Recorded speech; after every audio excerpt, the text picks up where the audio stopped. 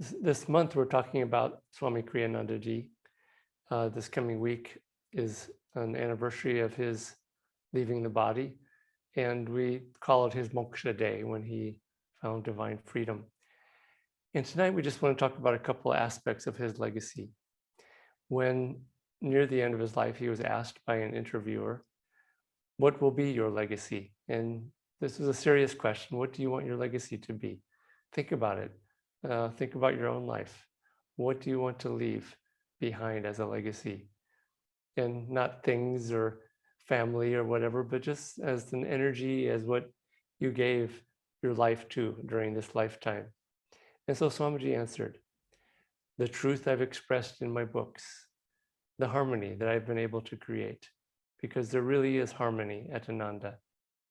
That kindness, I would like that to be a legacy. I would like living together and working together to be a legacy. I would like to think that seeing things in new ways is a legacy. We should look at everything anew. So all these can be my legacy." But I'm going to touch just about on one thing, which is seeing things in new ways. Because Paramahansa Yogananda and Swamiji, and in this context especially, I have to talk about the two of them as one, because Swamiji's life, he was a disciple of Master, and he was so deeply in tune with Master that he didn't really have his own thoughts and ideas. It was all came from Master, from Yoganandaji, we call Master, and through his own consciousness, but he was always tuning into these new ways that Yoganandaji was trying to change the world. And so seeing things in new ways, but more importantly, doing things in new ways. And so that's really Swami Kriyananda's life, was establishing community, meditation practices, teaching meditation, but looking at things in completely new ways. And this was a real challenge because many people, because Swami wrote about education, a whole new system of education. He taught about business, spiritualizing business, hatha yoga, all these things in completely new ways. And there's a tendency, it's just human nature sometimes, when you hear something completely fresh and new, almost foreign, the mind tries to make it a little bit familiar. And so it's a tendency to compare it to something you already know. I see this in Kriya Yoga. People learn the Kriya Yoga technique, which is a secret technique. It's given in initiation. And sometimes people, after they learn it, they'll say, "Oh, it's just like this other technique." And it's not, it never is. It's something completely fresh and new. And so it's difficult sometimes, especially for a larger world, to have a completely open mind with no preconceptions and no comparisons to what Yogananda and Swami Kriyananda brought. There's a story that Swamiji would tell sometimes about two friends who went to take piano lessons from a new teacher in town. And so the first friend went in for their lesson, and he asked the piano teacher, "So how much are your lessons?" And the teacher asked the student, "Have you ever had piano lessons before?" And he said, "No, this is the first time." And she said, "Okay, very good. It will be $5 a lesson." And so he took his lesson, and he told his friend on the way out about what was going on. And his friend went in, and the teacher asked him, "So have you ever taken piano lessons before?" And he said, "Yes." And with probably a little bit of pride, I know something about this, and I kind of know what to do already. And he said, "Yeah, I've taken lessons." And she said, "Okay, your lessons will be $10 a lesson."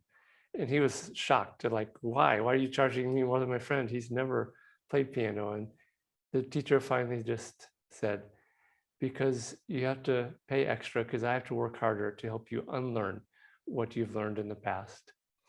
And so those who have a completely fresh outlook and are completely open are able to absorb what Swami Kriyananda gave in his writings, because it was completely new.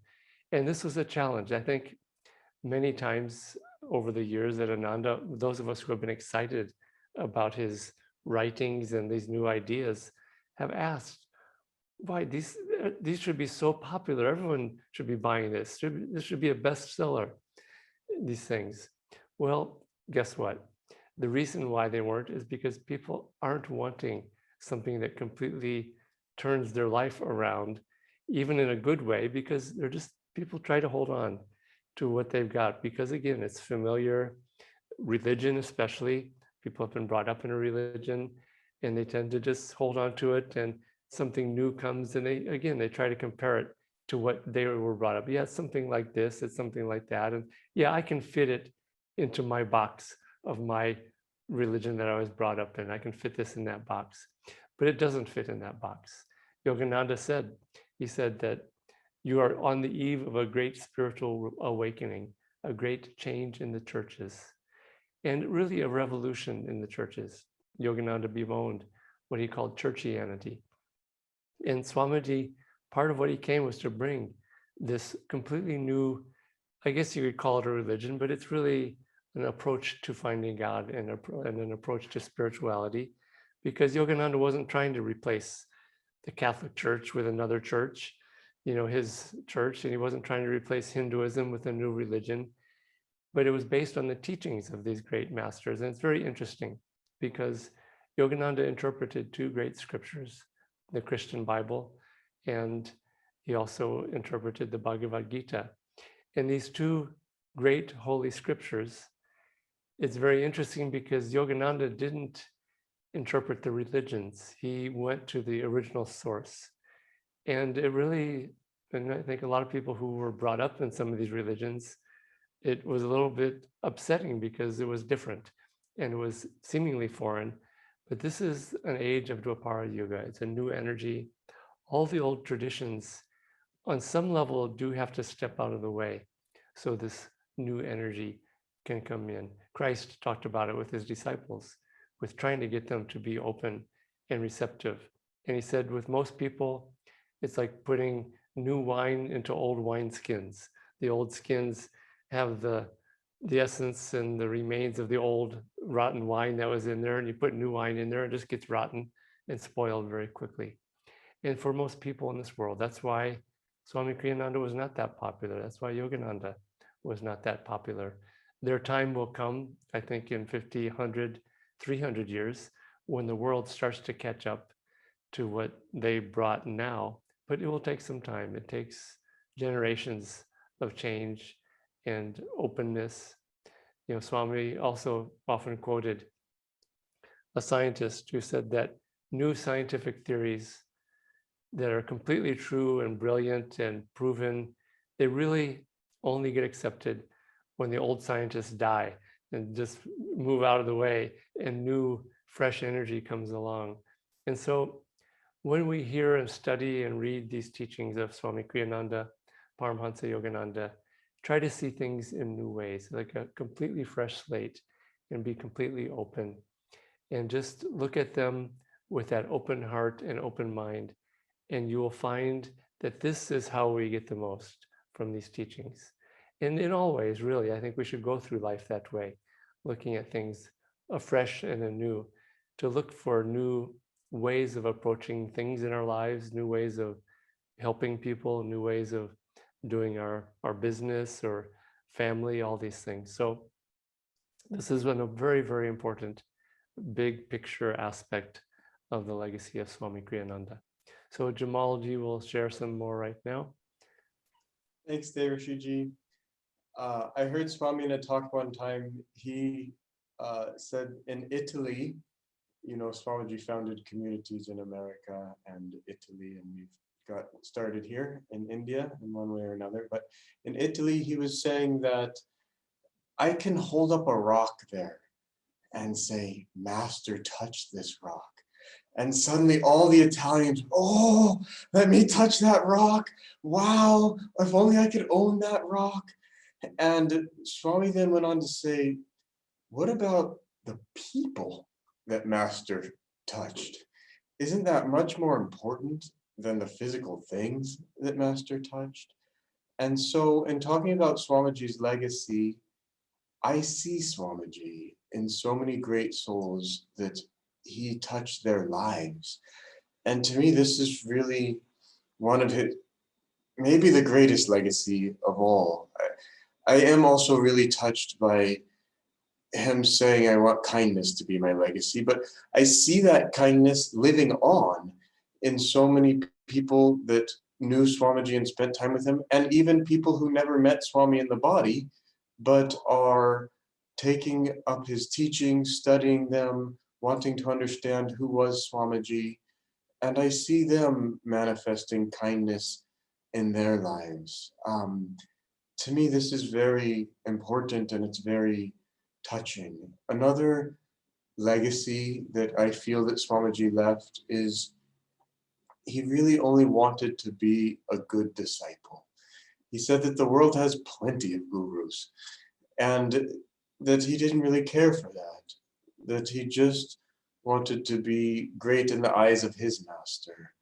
And so to me, this also is a lesson for all of us, for us also to want to be perfect disciples, and that this has created an atmosphere of humility and of harmony within all of our Guru Bhais in Ananda, that we all simply want to kind of quietly work together and see what we can do to make our lives pleasing to Swami and to Paramahansa Yogananda.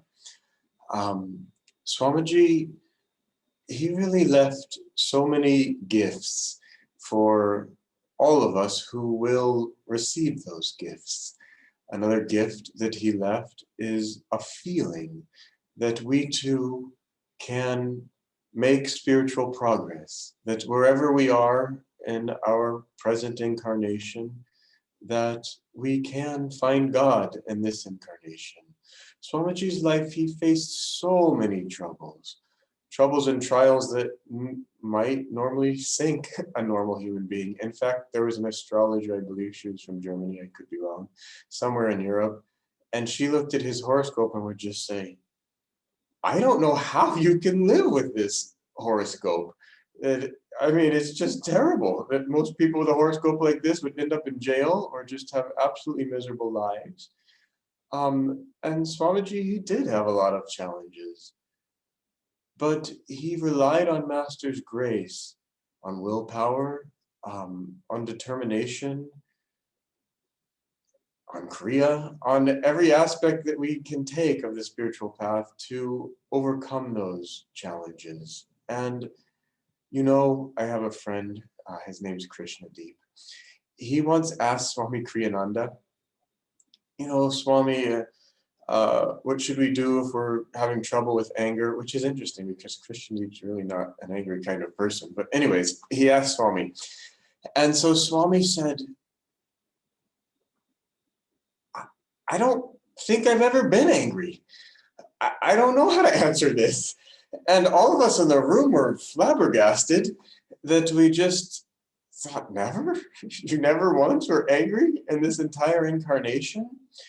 And so Swamiji had his challenges, but you know, as Devarshiji was saying, you watch the movies and somebody has a challenge this big and suddenly it's the drama of the century and the whole family's yelling and crying and screaming.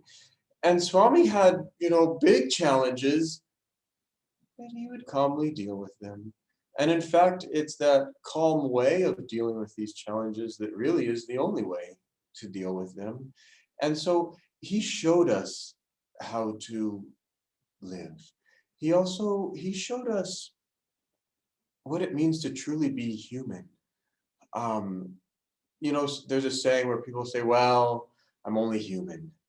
And Swamiji didn't like that because he saw human as being divine, as our divine potential of being, you know, it's scary for me to say, being gods. That's a little scary for me to say, but it's who we all are truly. And so for him, that's what it meant to be human.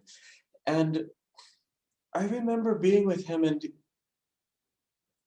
he was so normal, it was almost weird, but it wasn't weird because it was really good, because you felt like, wow, what a good person. And you felt maybe I too somehow can learn how to be a good person like this, that he was just so natural and so normal. And when I first came to him, I'd come, I don't know, maybe not straight out of college, a few years had passed by, but that was still my mindset of how do you do things, which was, well, you go to college and you get the textbook and you read it. And so I would see him in one weird situation or another, maybe some devotee challenging him or asking a weird question, or somebody coming in the room just filled with strange emotions. And he would always just have the right answer and the right way to just calm the situation and have everyone laugh. And then even take it up to a higher level where we were all understanding some deep point of philosophy. And in the beginning, I just wanted to write all this down, or where's the textbook that Swami studied so that I too can, say that right thing and just be so normal when things aren't so normal. And I came to realize that there was no textbook. Devashiji and some other satsang we were giving together, he said that Swami never listened to all the talks that are out there of Master. And I was a little bit flabbergasted by that. But then I realized that what Swami really did is he took those 3.5 years that he was with Master and he went all the way with it. And then he held Master in his heart literally forever. That I believe that he has this infinite consciousness now with Master that goes on forever, that we can tune into and learn how to have an infinite consciousness. But that was his secret on how to know the right way to behave, the right thing to say at any given time. That he really wasn't the one saying it, that it was Master through him saying it. I'm going to say one dream. I don't even know if it's appropriate here, but here we go. And so in the beginning, I was so in turmoil. Is Swami my guru? Is Master my guru? And I just absolutely loved Swami from the moment I set eyes on him. But he would never say I'm a guru. And so then, okay, well, I'm reading AY, and okay, Master's my guru, but gosh, this Swamiji fellow, he's awfully adorable, and he seems to know everything, and he seems to have quite a big consciousness. And inwardly, I really struggled with this for quite a while. So one day I just thought, well, why don't I just tell Swami about this? So I wrote him an email, and the email just said, I'm struggling. Are you my guru, or is Master my guru? And Swami wrote back one line that said, yes, I see that you have this dilemma. I was pretty kind of unhappy, let's face it, when I got that reply, because I was like, why do saints always just have to be, I don't know, such an enigma? I mean, why can't they just say it straight? And so that just increased my inner perplexity, and I just kind of chewed on all of this and didn't know quite what to do. And then at some point in all this, I had a dream, and Master was right in front of me, and my whole focus and vision was just right on Master. And Master said, I want you to know I am 100% in him. And the Master's finger in the dream just went slow motion, and my eyes were just following Master's finger. And so Master said, I want you to know I'm 100% in him. And the him, my whole focus and vision, and I'm getting goosebumps as I say this story. It was so powerful for me. I'm 100% in him. Him was Swami. And I looked and, oh, Master's 100% in Swami. And this dream had a profound effect on my consciousness, because I woke up and I realized it doesn't matter whether Swami's my guru or Master's my guru. Swami's not Swami, that he's 100% Master is in Swami. And I realized that's what I want, that I want Master or Swami, it doesn't even matter at this point. I want them to 100% be in me. I want them to be able to say, we killed that silly fellow Jamal, that he no longer lives anymore, that we're 100% in there. And then the dilemma was over. And from that day on, I looked at Swamiji much differently. I realized, yes, there's a guy here who looks like he's Swami, but he's not. That there's something much different going on, that somehow he managed to get rid of ego. There's beautiful instances in the book, The New Path, where Swami talks about being in meditation and casting his ego out, and Master coming and blessing him and saying, very good, very good.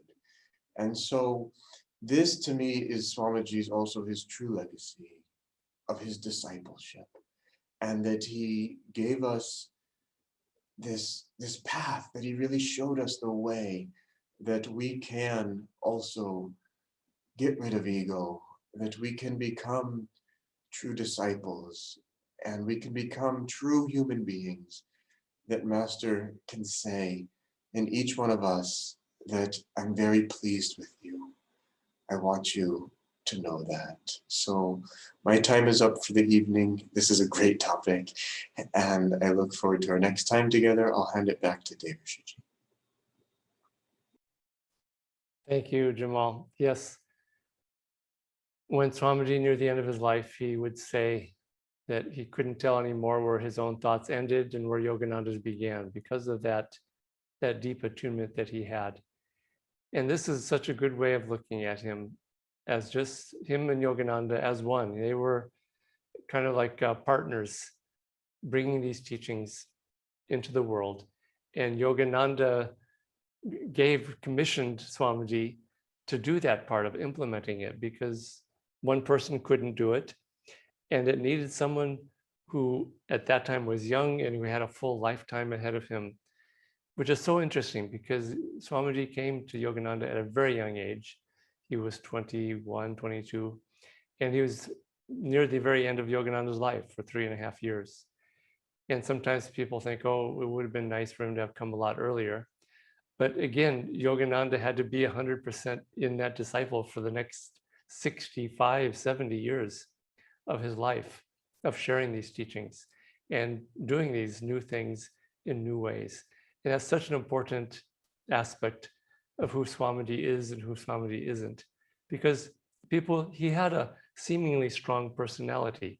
He had, traits, and he was very, very gregarious in a very particular way, and, had just ways of doing things. And some people felt they related to the personality, and they, kind of didn't like it that much. They would have liked a different personality, and they had to realize that there was not a personality there. Everyone has to have that. It's just like your skin color and your personality, to me, are pretty much very, very similar in terms of how shallow they are and how they aren't really representing the soul and who we really are. And so when he would do some of these new things in new ways at Ananda, again, people think, oh, it would have been nice to have been there and spent so much time with him. I just have to say, a lot of people came and a lot of people went, because it was challenging to adjust your mind to doing things afresh and looking at things anew. And it was common for Swami to launch an initiative at Ananda. One example is the Festival of Light, which is a ceremony that he wrote to be done at all the Sunday satsangs at Ananda. And when he did that, some people they didn't like it so much that some people just left because of it. In the Christian Bible, there's an episode, the Last Supper with Christ, and the disciples all sit with Christ, and he has them, going through this Last Supper, but he tells them, eat this bread, it is my body. And then he tells them, drink this wine, it is my blood. And I mean, that's outrageous. I mean, imagine saying something like that, drink my blood, eat my body. And one of the disciples, one of the Gospels, at the end of that episode, the way they put it was just very wry kind of humor. And many walked with him no more, is the way they put it. And so when Swamiji would do some of these initiatives that caused some people to leave, this friend of mine at Ananda would look at me and say, and many walked with him no more. And we would have a good laugh. And he didn't do anything nearly as outrageous as drinking his blood and the flesh of the body and all these things. But that was the mindset that one had to have. And it wasn't always easy, because it upset the apple cart of our assumptions, or we would get comfortable with things, and just our sadhana in our life was kind of comfortable, and he would challenge it and really push it, try to push it forward. Yogananda did the same thing with his disciples. When people were getting comfortable, he would walk into where the monks' quarters were, or the nuns, and he'd say, "Get your sleeping bags. We're going on a road trip." But like right now, it wasn't like, answer those emails first and, finish the dishes or your meal. We're going right now. And it was his way of just kind of getting people to be really flexible and ready for anything, and to be completely open. And again, to have this fresh mind and heart. And this is such a good attitude to have with everything that we do. And this is why, as Jamalji was saying, Swamiji didn't look everything up in the book. And we have this temptation sometimes to always look for the answer in the book. We face a problem or an issue. Yeah, we do look in the book. Swamiji wrote these books for a reason. It wasn't just to toss them out and say, I'm not looking at the book, I'm going to go directly to God or my intuition. But that said, there are so many situations in life, they're not going to be in the book. And very, very importantly, one of the things that Swamiji really was working at with all of us who were around him was to try to lift us up and help us become like him in terms of developing intuition and creativity and energy and awareness. It wasn't like he had a copyright or he hoarded those things. He wanted everyone to have these things, just to be fulfilled and to have this fresh attitude and outlook on life. So, at times, when someone like him has left the body, we don't have people kind of challenging us. Nanda Acharyas tend not to be that way, to kind of pushing things along so much. And most of us aren't in that kind of a situation where that's given to us or we're challenged in that way. So life challenges us. But the more that we're open, the less they will seem like challenges. And the more that they will just seem like, okay, God, the Guru, Divine Mother is wanting me to take a big step. And this seeming test and challenge is their gift. It's to help me. They're trying to help me here. And they're trying to have me look at these new things in new ways. And this starts to develop a lot of creativity, a lot of being unruffled and unshaken in the crash of breaking worlds, as Yogananda said. And this really is the thing that, as disciples of Paramhansa Yogananda through Swami Kriyananda, the more that we can tune into their consciousness, their energy, their creativity, the more that especially we develop these qualities that they had. And so if we can develop those same qualities that these great saints and masters have expressed in their lives and have developed in their lives, that's actually the greatest gift of all, because then we don't need to have the book there. We don't need to have the tools and the physical things. We have that power and that energy, just like, as Jamalji pointed out, just as Yogananda said, I'm 100% in that person there. That's what they're trying to give us. They really want to give us that, to be 100% in us. And so having an open heart, an open mind, a willingness to say yes, a wanting to learn new things and trying to see these things in new ways, this is what they want to give us. And this may be one of their greatest gifts, and maybe perhaps the greatest legacy that Swami Kriyananda came to give to us. So let's follow them, fresh and new, taking these new approaches, developing this creativity, and especially in finding God in this lifetime, which really is the most creative thing that we can do, is to leave ourselves behind, all preconceptions about who we are, all self-definitions, and just be completely open to going into the light, into God. This is the most creative act of all, in a way. And let's try to do that. Let's follow these great ones and ask for their help and their blessings in moving us along. So thank you for joining us. And we'll be, for next week, next 2 weeks, we'll have 2 more classes on the same topic. So many blessings and joy to you.